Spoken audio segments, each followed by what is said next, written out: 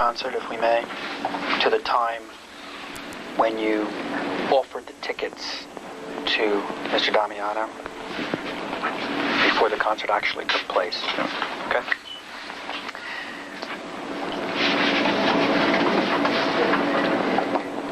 During that point in time when you offered the tickets to him and before he actually went to the concert,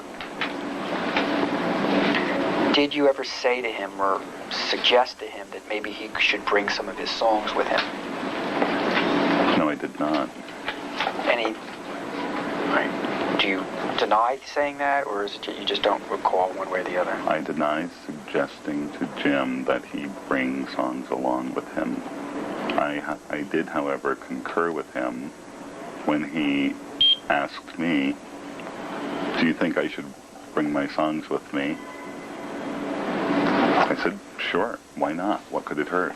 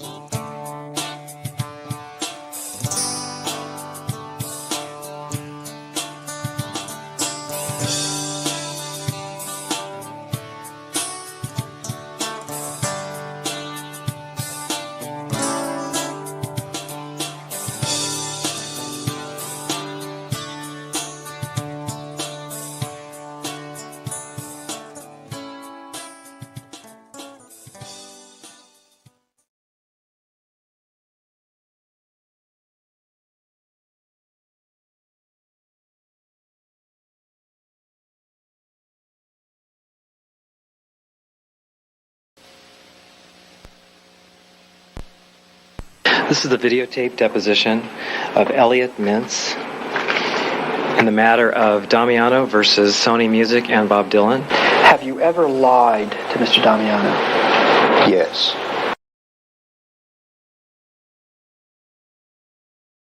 Someday, maybe you'll be able to tell the greatest story. Say the greatest line. Give the greatest performance. Find the greatest find. Bob Dylan started out singing other people's songs, but as he says, there came a point where I had to write what I wanted to say because what I wanted to say, nobody else was writing. So born in Hibbing, Minnesota, a town, he says, where you couldn't be a rebel, it was too cold.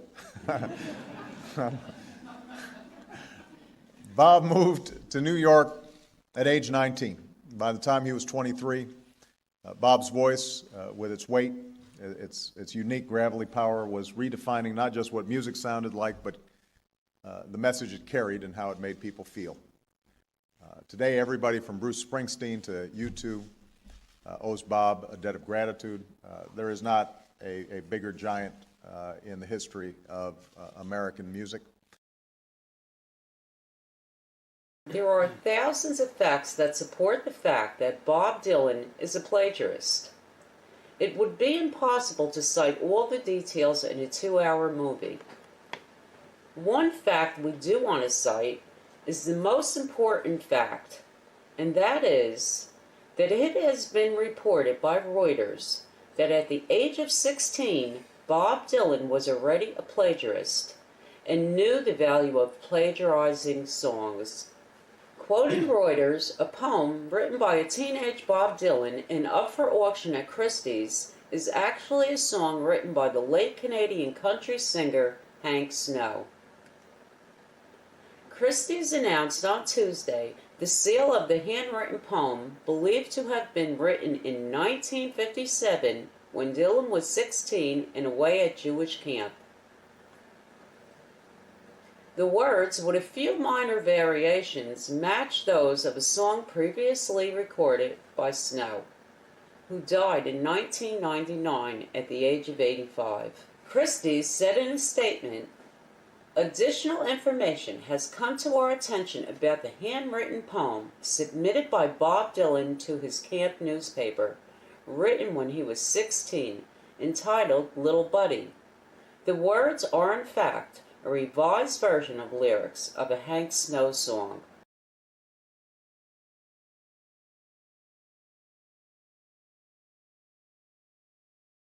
In 1996, James Damiano posted the findings of his lawsuit against Bob Dylan on the internet and received over 8 million hits. It was at this time that Bob Dylan's musical works were called into question, and the origin of his songs started to be scrutinized by critics.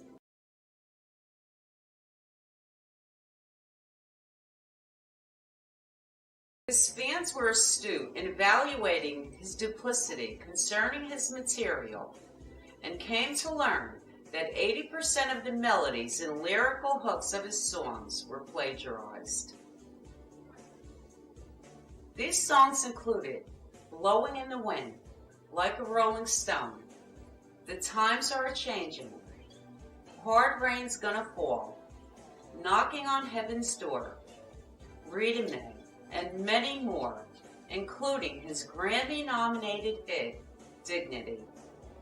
Comments were being published, such as, quote, "I was watching a Pete Seeger documentary recently that featured his performance of I Dreamed I Saw Joe Hill Last Night, and I couldn't believe the similarity of the two lyrics. The phrasing and the cadence of these lines were exactly the same, except replacing St. Augustine for Joe Hill Last Night. I already knew Dylan writes this way. There are other more apparent examples of Dylan taking a phrase or sentence or song and reappropriating it for his own uses, such as rolling and tumbling off Modern Times. As this avalanche of evidence started to bury Dylan, he hid like a cornered weasel behind corrupt lawyer, judges, and journalists who covered up his massive affinity for plagiarism. The heat got so bad that he had to answer in some fashion. When asked what he thinks of people who charge him with plagiarizing songs, Dylan replied, "Wussies and pussies complain about that stuff." Bob Dylan is sick and tired of his critics. In an interview with Rolling Stone, the 71-year-old folk rock icon, who has just released his 35th studio album, addressed charges of plagiarism, calling his critics wussies and pussies for claiming he was stealing from the works of others. In 2006, the New York Times accused Dylan of borrowing from a Civil War-era poet on his Modern Times album, and the Wall Street Journal claimed Dylan's 2001 record Love and Theft had very similar phrasing to a 1995 biography of a Japanese mobster. Dylan claims that in folk and jazz, quotation is a rich and enriching tradition, And he compared the accusations to folk fans calling him Judas when he started to play the electric guitar on stage for the first time in the early 1960s. No doubt some will examine Dylan's latest album, Tempest, for its authenticity. But in his latest interview, Dylan has a few choice words for his harshest critics. They can rot in hell.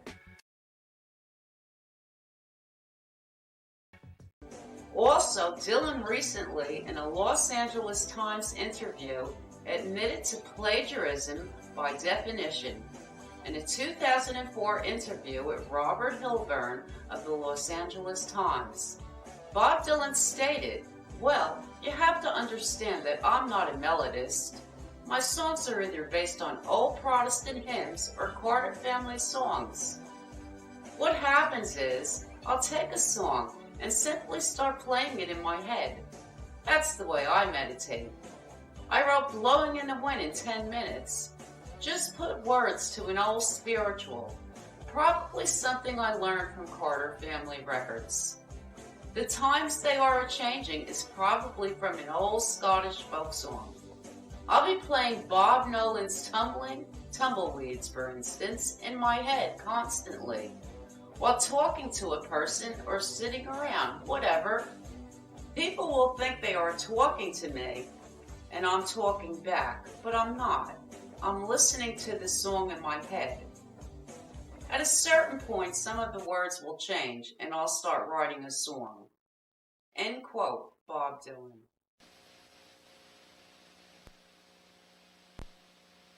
This is the videotape deposition of Elliot Mintz in the matter of Damiano versus Sony Music and Bob Dylan. Have you ever lied to Mr. Damiano? Yes.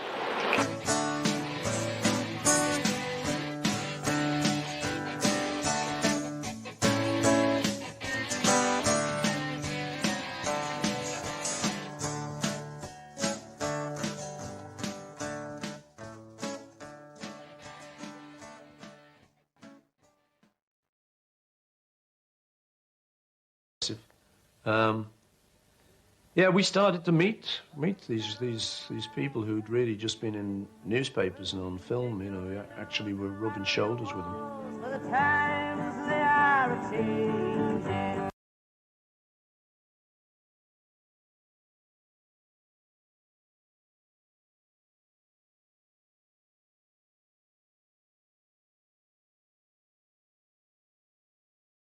He was one of them. He was our idol. Bob was our hero.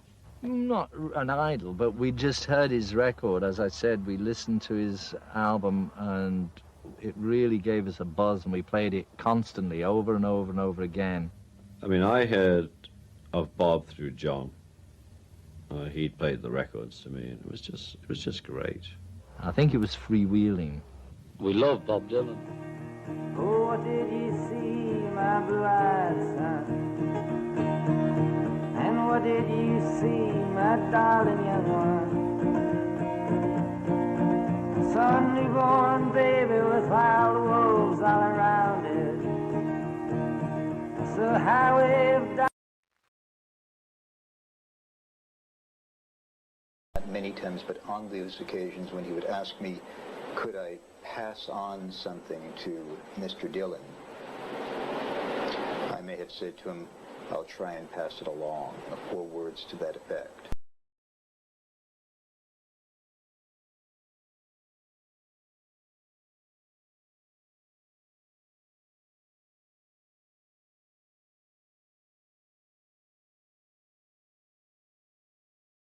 If the issue was my fingerprint on a Not piece... yours. Somebody else's, sir, such as the defendant. That never crossed my mind. There would be no way that the defendant's fingerprint could ever appear on a piece of paper that came out of my fax machine and went directly into my file cabinet. And would Mr. Dylan, on occasion, meet with Mr. Mintz in person? Well, yeah. The criticism that you've received for more or less leaving folk music for folk rock, hasn't seemed to bother you very much. Do you think you'll stick with folk rock, or are you going on into more writing? I don't play folk rock. What would you call your music? I would call it,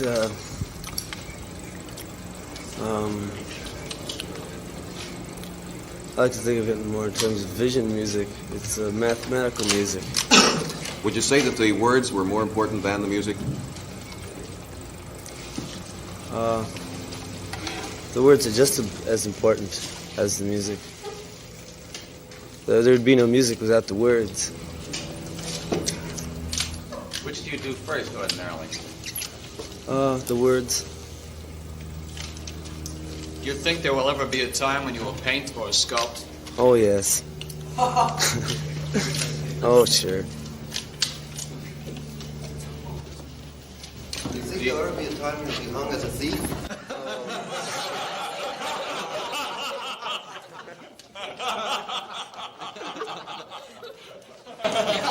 You weren't supposed to say that. We are here at the office of Archer and Hayes, located at 500 Fifth Avenue, New York, New York. This is the case of James Damiano versus Sony Music Entertainment. This is the deposition of Muhammad Mahmoumi. At this time, counsel will identify themselves. Stephen Kramer for the plaintiff. Warren Snyder and Stephen Hayes for the defendants. At this time, I'll have the court reporters swear in the witness. Would you raise your right hand, please, sir? Do you swear in the testimony you're about to give that you will tell the whole truth, so help you God? Yes. Morning, sir. Morning. Would you please state your name and spell it? Mohammed, M-O-H-A-M-E-D, Marhoumi, M-A-R-H-O-U-M-Y.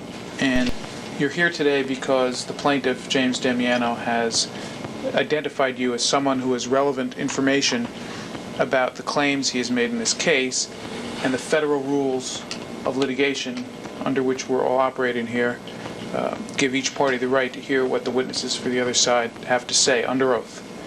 And the proceeding here, even though it's in a lawyer's office, has the same seriousness and solemnity as if the proceedings were taking place in the United States court in front of the judge and jury in the United States courthouse. All of your testimony here is under oath, which, as you know, means you have to tell the truth here. Do you understand that? Mm-hmm. Now, as I said, I represent, along with my partner, Mr. Hayes, the defendants in this case, Sony Music Entertainment and Bob Dylan, and I'm going to ask you a series of questions. The questions are going to be taken down by the court reporter, and we're being videotaped as we sit here. Your answers then will be taken down by the court reporter word for word, and it's important that you answer each question verbally, that is, yes, no, or... I did, however, concur with him when he asked me, do you think I should bring my songs with me? I said, sure, why not? What could it hurt? For you today, a melodic analysis and comparison of the main melody of Steel Guitars by James Damiano to the main melody of Dignity by Bob Dylan. I define melody as the sequence or ordering of pitches in a single line of a musical composition.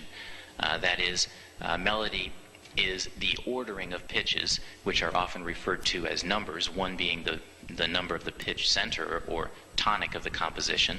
And melody is distinct from rhythm, which specifies the timing and the duration of those notes. Analysis will cover the main melody of Steel Guitars and the main melody of Dignity, which I find to be strikingly similar.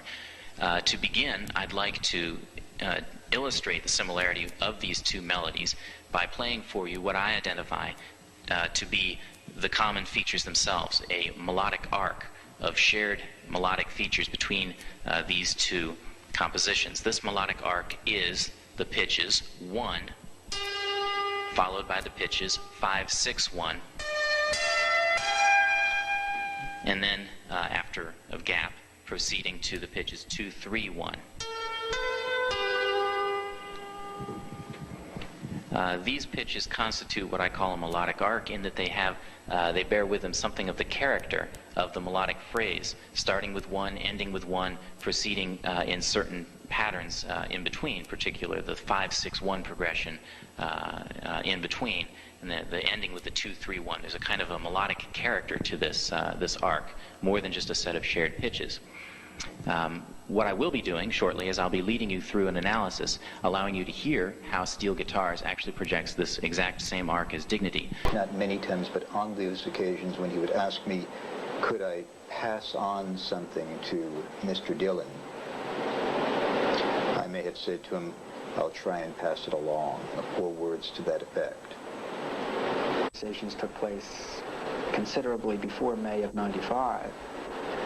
Could you explain to us why you would have destroyed documents pertaining to him, given the fact he made it clear to you that he was consulting an attorney, and you know that consulting attorneys often leads into lawsuits? And two reasons for not attaching much importance to that. One, the papers that I had destroyed were illegible papers as a result of the disappearing fax ink process. I do recall receiving a fax from him, but I didn't have time to look at it. Mistruths. Yes. Just to place that in context, I want you to know that, because I'm a truthful person,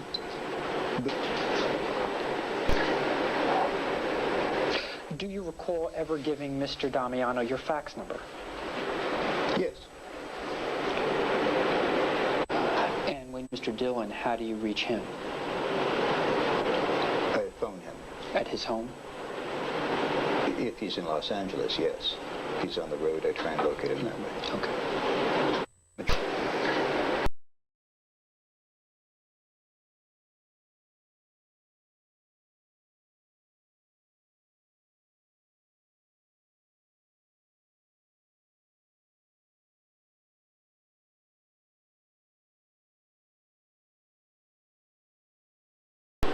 Do you recall saying the following to Mr. Damiano, sir? Is there a page reference that you're reading? I have a 1/2 on it. Is there a Bates number? Bates number 144. Okay, let me just put that in front of the witness. Sure.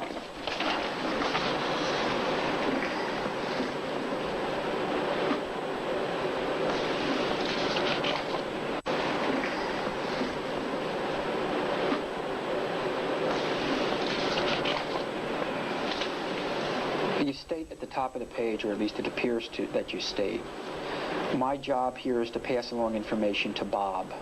Do you recall saying that, sir? Looking at the top. Okay. And Bob, of course, is Bob Dylan? Yes. And then you say, which I think I have. Do you see that, sir? Yes. Did you say that?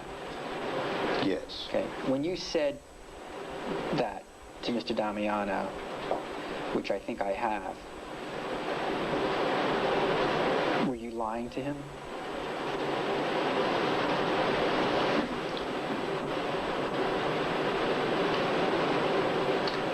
I was. Have. Do you see that, sir? Yes. Did you say that? Yes. Okay. When you said that to Mr. Damiano, which I think I have, were you lying to him?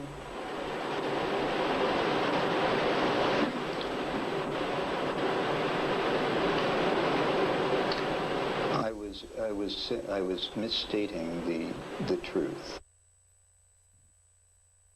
Midway, you say, well, let's just put it in context.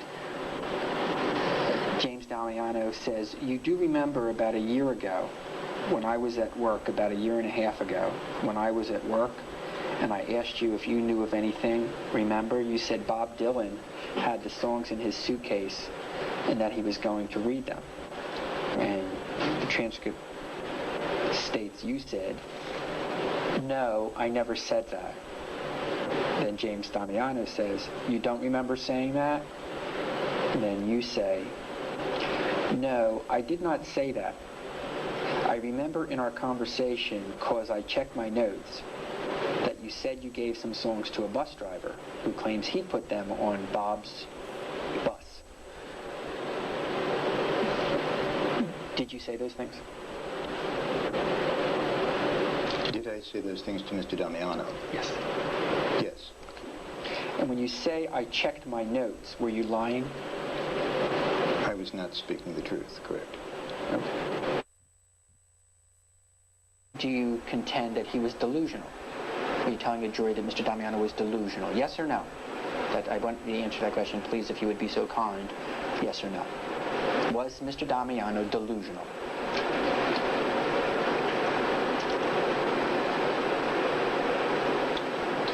In my opinion, Mr. Damiano was, at the time of these conversations, delusional. Under the subject of mistruths spoken to your client, during the course of these telephone conversations, he would frequently ask me to pass along information, ask questions about Bob, or to Bob about him. And I, in fact, told him that I would, and that I did.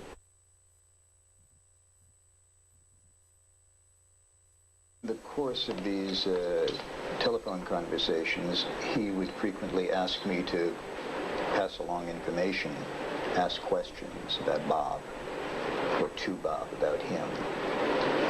And I, in fact, told him that I would, and that I did. Now I'm talking, okay, I'm sorry. That's my fault. Those other questions. That's my fault. My fault. With regard to this person from Sweden, have you shared those documents with a psychiatrist or a psychologist? No. So would it be fair to state that just like the only person who you know, at least, other than counsel, who's made his opinion on the record abundantly clear, that believes Mr. Damiano is delusional, is you? In other words, do you know of anybody else who believes Mr. Damiano is delusional? I've not discussed Mr. Damiano with anybody. So would the answer be no? No. Okay. And would your answer be the same with regard to the gentleman from Sweden? Have you showed, I'll ask you the same series of questions, have you shown those documents to any psychiatrist or psychologist? No. Okay. And is there anyone else that you know of that shares your opinion that that person is delusional? I haven't shown it to anybody else. So the answer be no? Correct. So that we're clear, the only person in the world that we know of for sure that believes that the person who made the accusations against Mr. Dillon from Sweden, that he's delusional, is you. Correct? The only one we know of for sure. We don't know if there are other people, friends of his, who think the he's only delusional. one, right, we don't. The only one we know for sure that believes he's delusional is you. Yes. And same with Mr. Damiano? Yes. Okay, and it's been established you have absolutely no training whatsoever in psychology or anything like that, correct? Well, under the subject anything like that, I would think that 16 years of analyzing these kinds of letters from these kinds of people would qualify me to render some evaluation under that category. Do you have any formal training, sir? In psychiatry? No. Psychology? No. Mental health? No, sir. Have you taken any seminars in psychology, psychiatry, or mental health? Have you written any books about it? No, I have not. Okay, have you written any books about delusional people? I've never written a book. Have you written any articles about delusional people? No. And without naming this person in Sweden,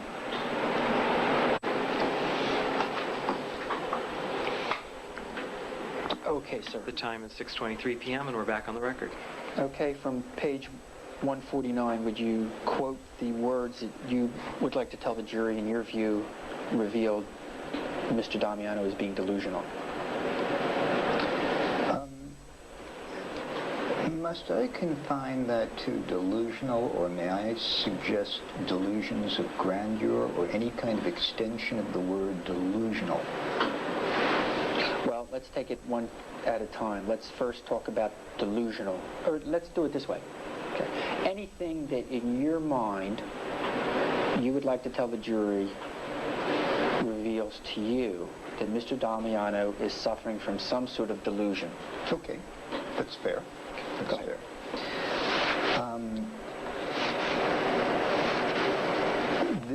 The following would support that hypothesis in my mind.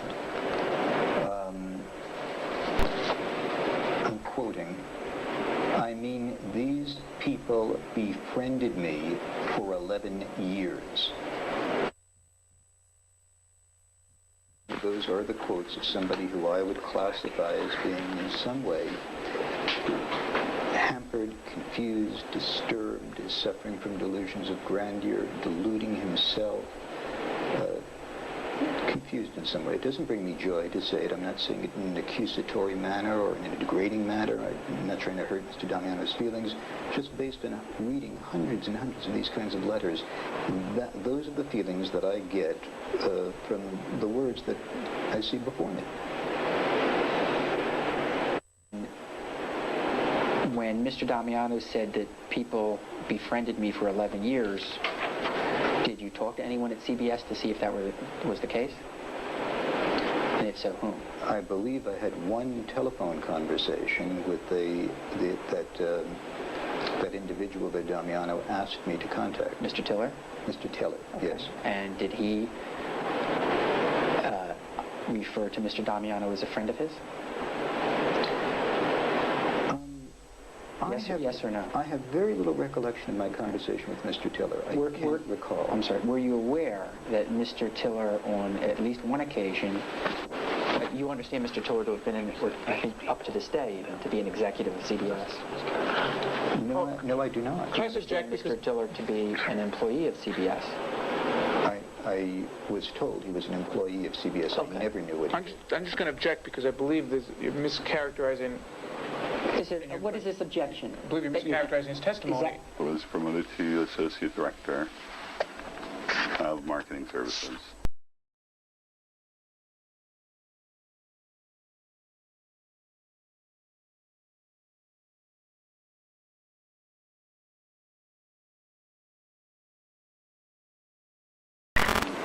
Let's go back to the Jones Beach concert, if we may, to the time when you offered the tickets to Mr. Damiano before the concert actually took place. Okay?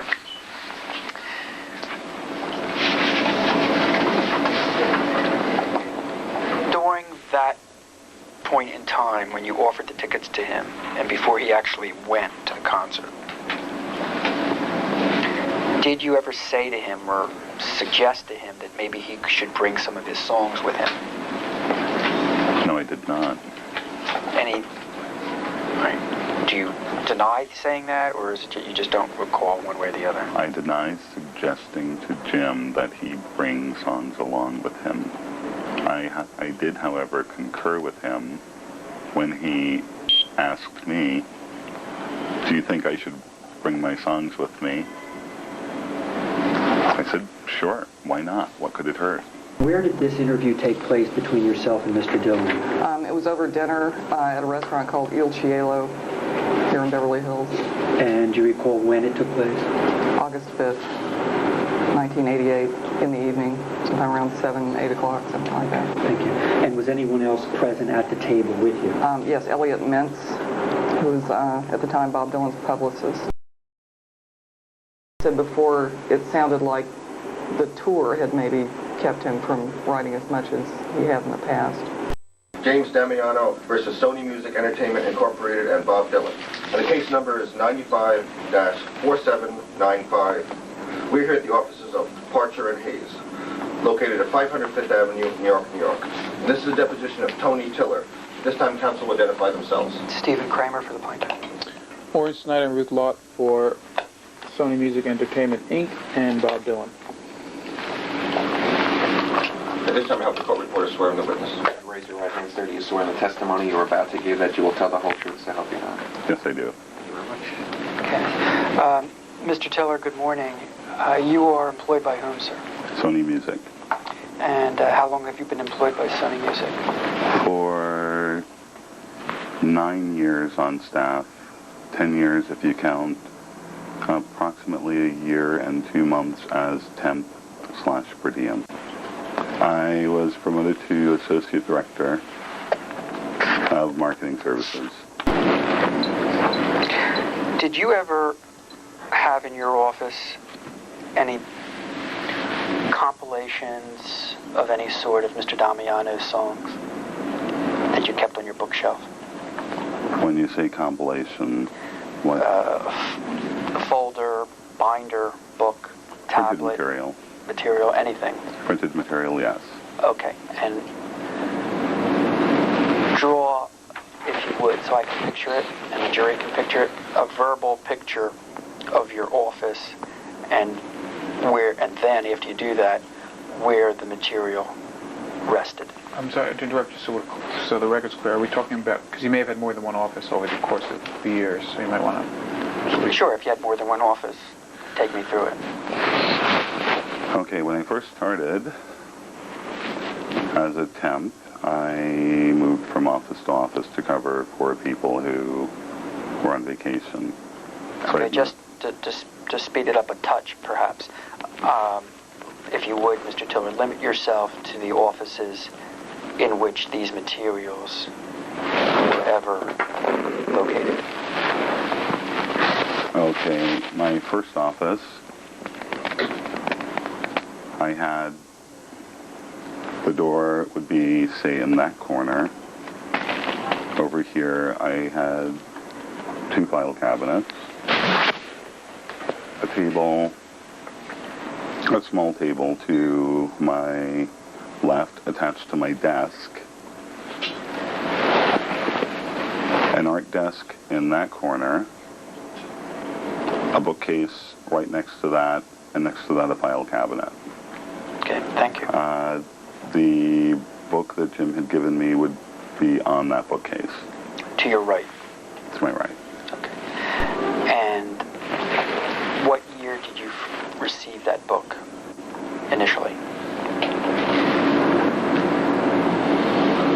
I don't recall. Okay. And what did it have in it? It had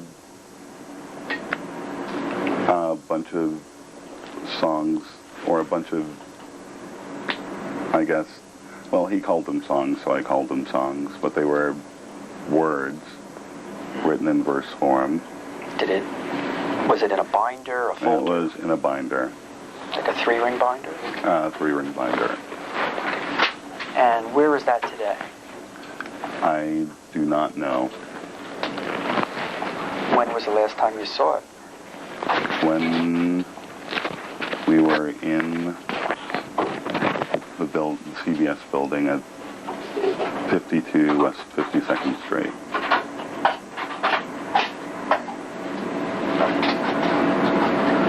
And you're telling us and the jury you don't know what happened to those materials of songs or words? No, I do not. Just disappeared? Well, when we moved from that building approximately 4 or 5 years ago, as I explained to Jim, we were to pack our own desks. We were pressed to work until the day we moved, pretty much.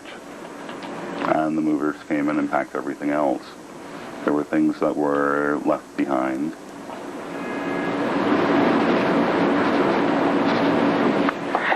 And so could you pinpoint, Mr. Tiller, what year Mr. Damiano's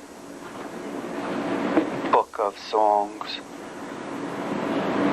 or words disappeared from your office? You did not say disappeared. You're mischaracterizing his testimony. You did not say they disappeared. So Well, if you mischaracterize the testimony... Oh, that's an exception to our stipulation? So that means during Mr. Mintz's deposition, every time you... Did Mr. Damiano's songs, Mr. Tiller, disappear?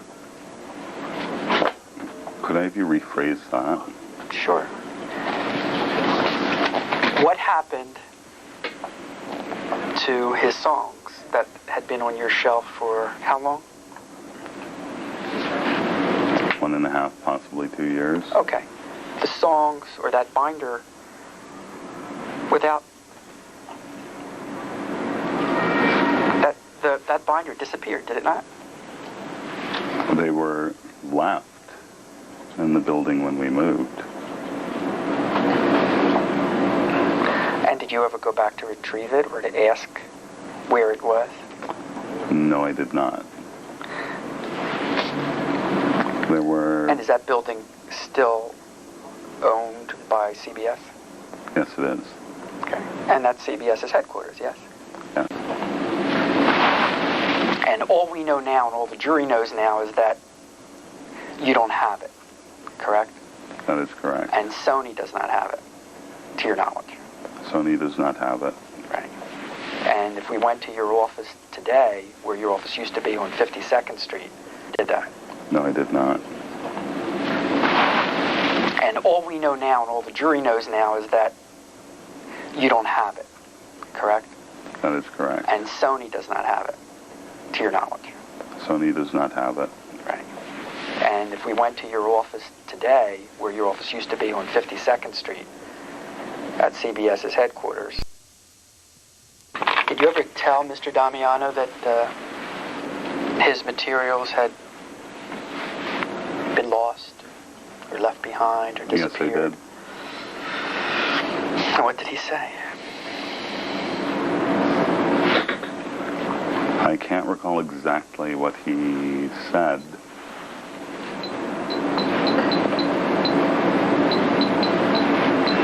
But I did tell him I was sorry.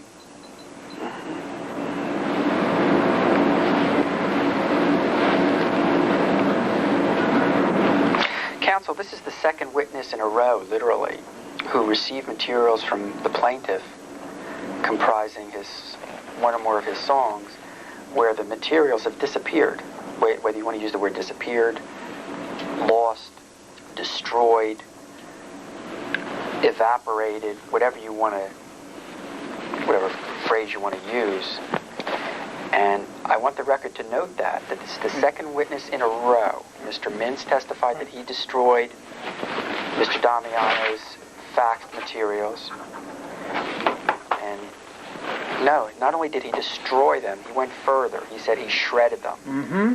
And now Mr. Tiller is saying that the binder of materials of songs that Mr. Tiller received got lost, disappeared, don't exist. And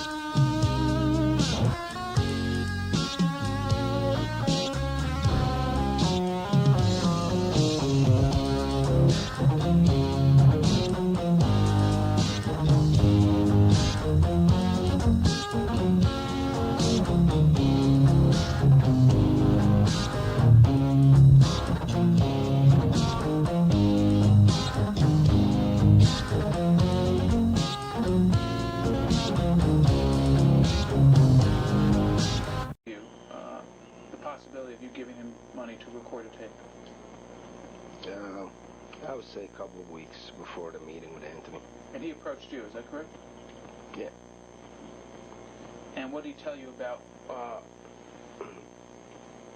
what he hoped would happen as a result of your investment?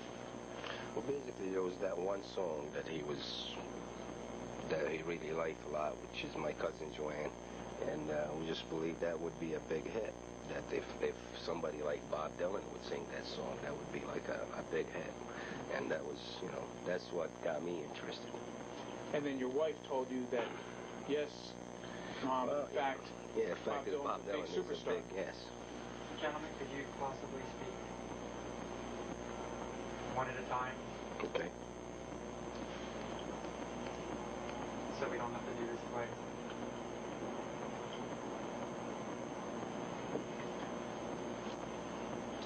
So in effect, Mr. Damiano asked you to invest $10,000 in his recording project. Yes.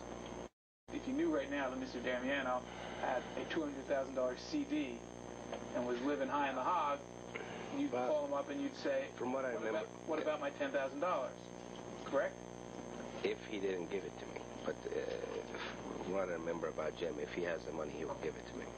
And in fact, the $10,000 investment, which you made in 1987, if you compound interest and do all, and when he told you that nothing was being done, is it fair to say that you became, at times, somewhat annoyed at the situation? Yeah, I wasn't happy about it. And what, if anything, did you say to Mr. Damiano about the failure of him to turn that investment into any profit for you? I didn't make a case of it. All I remember is just talking to Jim Damiano about it. Just stay with it. Just don't give up. Keep trying. That's things in that nature, In my mind, you gotta understand, I didn't see Jim doing anything wrong. I think he produced a good record. I liked it. My wife liked it. It was a good music. I still got a few tapes. I know I gave some to my friends, and everybody liked it. We did nothing wrong as far as that. The bad part of it is that I'm the one that spent the money on it, and I didn't get anything back. But I was convinced that this was a good decision, and at the same time, that the tape came out very good. So he didn't do anything wrong. I wasn't mad at him. I was mad at myself. Well, sir, you said you didn't believe him and his claims about Bob Dylan, listening to his music when you were in the car dealership before your meeting with Tony Tiller. Yes. That was your testimony, correct? Yes. After the meeting, and after it became clear that your $10,000 was going down the drain, isn't it fair to say that your feelings of disbelief began to reemerge? Not after the meeting, after the tape, after 2-3 weeks after the tape was done. After the meeting, I was very excited. We're going to get to the meeting in a minute and your excitement. I'm now taking you after this meeting. There came a time when it was clear that your $10,000 investment was going down the drain. That sunk in. You got your American Express Platinum bill. Mm-hmm. Wham! $10,000.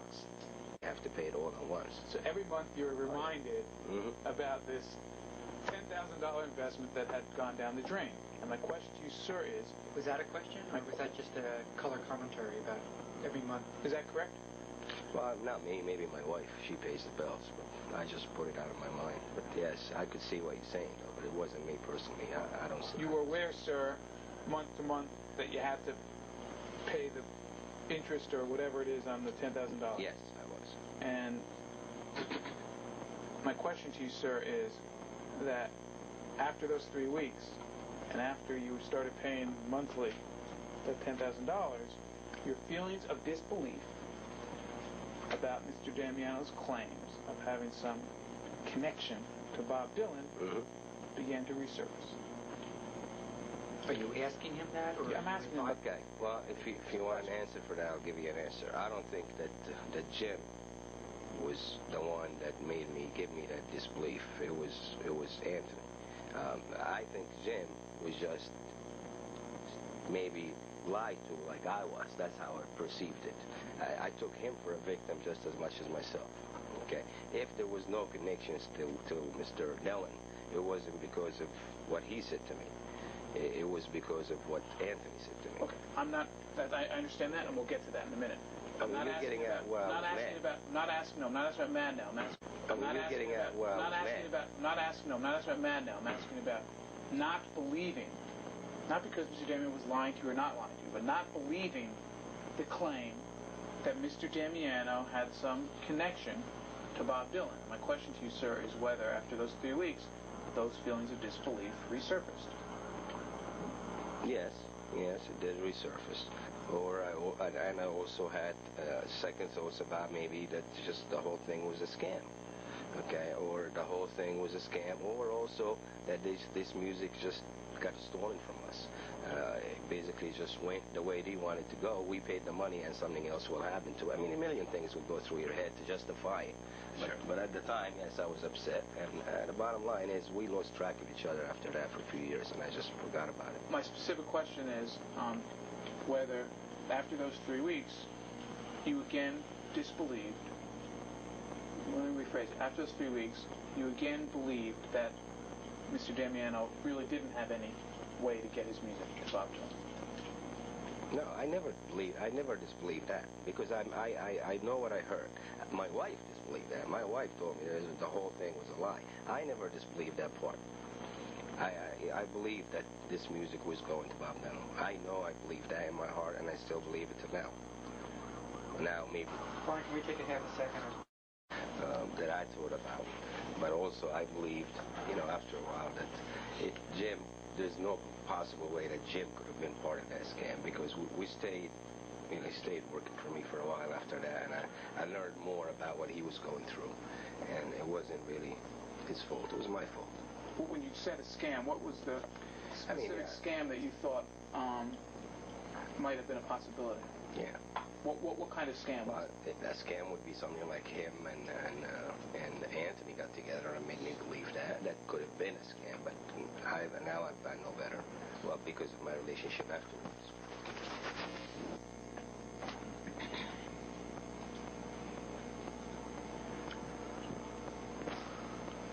Sir, so the scam that you thought might be a possibility is that Mr. Damiano wanting your 10 grand and got together with Mr. Tiller to lie to you about alleged connections with Bob Dylan to get you to invest the $10,000. Is that the scam that... It would have been a good scam if it was done that way, but they didn't want the money. I didn't pay them any money. The money was paid to the record company. He wanted to record a record, and that's, that's all he wanted is his song produced. The record company... You didn't pay any money to Sony or CBS. The money you paid went to the recording studio. To the recording studio. My question to you, sir, is one of the things that crossed your mind 3 or 4 weeks after this meeting was that in order to get you to pay the 10 grand, Mr. Tiller and Mr. Damiano may have lied to you about their alleged connections with Bob Dylan to get you to pay the 10 grand. Is that the scam that crossed your mind? That's one of the thoughts that came to my mind to justify what I did to myself, but I know it's not true. Well, you know it's not true. How do you know it's not true? I know it's not true because of my continuous relationship with Jim. Well, sir, you have no idea, do you, as you sit here today, whether in fact Mr. Tiller has any contact or ever had any contact whatsoever with Mr. Dylan. Is that correct? I don't know for sure. No. You have no way of knowing that one way or another. Is that correct? No. Other than the fact that Tiller told him? Yes, that's what I was going to say. Based on what he told me, he does. Now, I don't know if he really does or not, but based on whatsoever with Mr. Dylan. Is that correct? I don't know for sure. No. You have no way of knowing that one way or another. Is that correct? No. Other than the fact that Tiller told him? Yes, that's what I was going to say. Based on what he told me, he does. Now, I don't know if he really does or not, but based on his words, he does. But you know that the record went nowhere. I don't know that.